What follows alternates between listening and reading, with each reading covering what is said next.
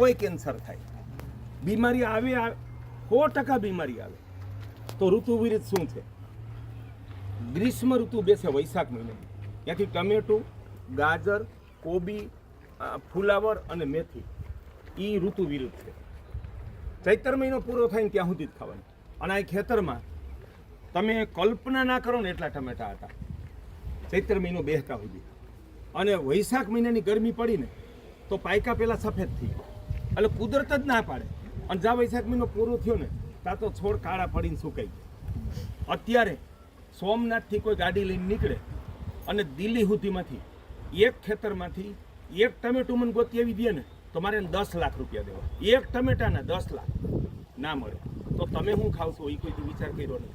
કારણ કે એમાં તમારો વાંક નથી, તમારે ખેતી નથી, અથવા તમે સિટીમાં આવતા ખેતી હતી તો એ બધા હાવ લીલા, હાવ કાચા ગ્રીન હીર કસાઈને ટમેટા લઈ અને બેંગ્લોરથી પૂનાની વચ્ચે કોલ્ડ સ્ટોરેજમાં સ્ટોર કરી દો શિયાળામાં.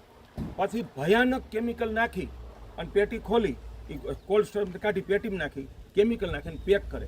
એ પેટી રાજકોટ ખુલે ને ત્યાં લાલ રંગના ટમેટા હોય, અમદાવાદ ખુલે તો લાલ રંગના હોય, દિલ્હી ખુલે તો લાલ રંગના હોય, મુંબઈ ખુલે તો લાલ રંગના હોય. દમણિયા સાહેબે મને એમ કીધું કે ટમેટું થાય જ નહીં ચોમાસામાં, પણ માન્યો કે ઓર્ગેનિક છે તોય કેન્સર કરે. ગાજર કેન્સરની દવા છે પણ ચોમાસામાં ખાવ તો કેન્સર કરે. પછી કોબી, આટલી મારી ઉંમર થઈ, 20 વર્ષથી મારો અભ્યાસ છે, ખેડૂતો સાથે જ રહું છું. 20 વર્ષની ઉંમરથી 40 વર્ષનો અભ્યાસ છે. જે ખેડૂત કોબીને ફુલાવર વાવે ને એ કોઈ દી શાક કરતા જ નથી, સંભાળો કોઈ દી નહીં. પછી કોબી ફુલાવરનું ખેતર પૂરું થાય ને એટલે કોબીના દડાને ફુલાવર કાપી લીધું હોય, ત્યાં મેં નજરે જોયું, ભરવાડું એ કીધું. એ કે પછી ખેડૂત એમ કે હવે તારી ગાયું અહીં લઈ આવે. તો બોલો ગાયું છે ને એ હુંકીને મૂકી દે. અને બૈરાનું ખબર જ પડતી હતી એના ઘરમાં એકેય દી ટમેટા વિના ન હાલે અને એકેય દી કોબી વિના ન હાલે. પાછા મર્યાદામાં ખાવતો તો વાંધોય નહીં, તમે જીવન સ્ટાઇલ જ એવી કરી નાખી એટલે આ ચારવાના નહીં ખાવાના. હવે મેથીનો વિકલ્પ દો, હરગવો, એટલે તમને ઉભા રહી. આ હરગવાના પાન અને વાં અળવી. અળવી માથે જંતુ અમે નાનપણથી અત્યાર સુધી જોયું જ નહીં. તમે આખું વીસીને બજારમાંથી અળવી લઈ આવો, એમાં દવા હોય નહીં, હોય જ નહીં. તમને બજારમાંથી હાવ દવા વગરની ચીજ મળતી હોય ને તો કાચું પપૈયું, અળવીના પાન, સરગવો અને ગાજર, બરોબર છે, અને કોળું. આને દવા છાંટવી જ નથી પડતી, ગમે અહીંયાથી લ્યો. અહીં મારા ખેતરમાંથી લઈ જાવ તોય ઓર્ગેનિક, હે, અને સુરણ એ ઓર્ગેનિક હોય. અને સુરણ આતેડાની દવા છે. લોકો બટેટા ખાય છે, એ બંધ કરીને જો સુરણ ખાતા થઈ જાય ને એટલે બધાનું ઓછામાં ઓછું 10-10 વર્ષનું આયુષ્યની યુવાની વધી જાય, ઓછામાં ઓછી 10-10 વર્ષની. પણ દુર્ભાગ્ય છે ગુજરાતી પ્રજાને સુરણનું ભાન જ નથી, કોળાનું ભાન જ નથી. સગર્ભા સ્ત્રીને સૌથી શ્રેષ્ઠ શાક કોળાનું છે.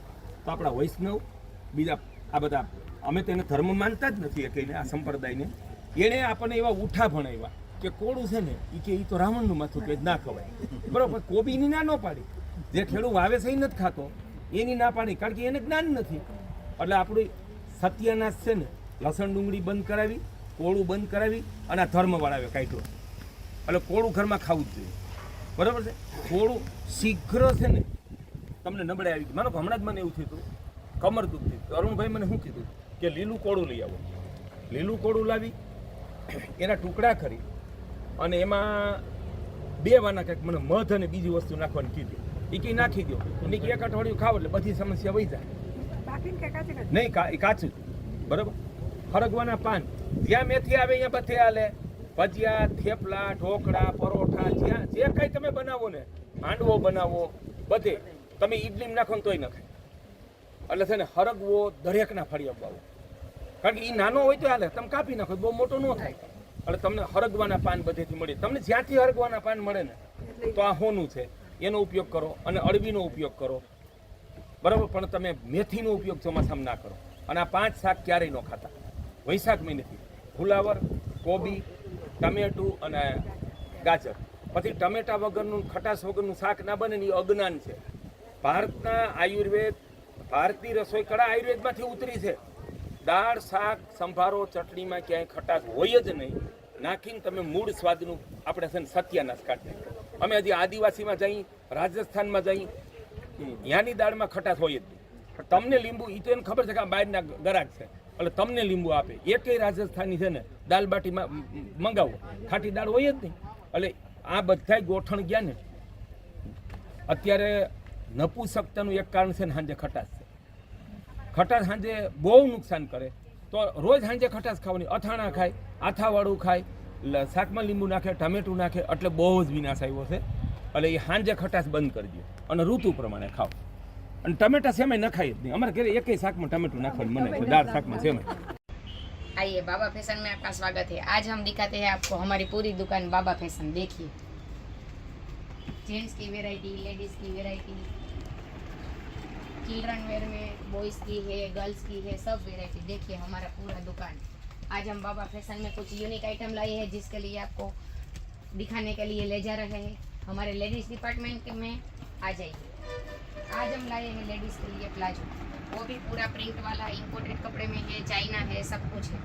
ये देखिए फुल लाइक्रा और पूरा मस्त कपड़ा।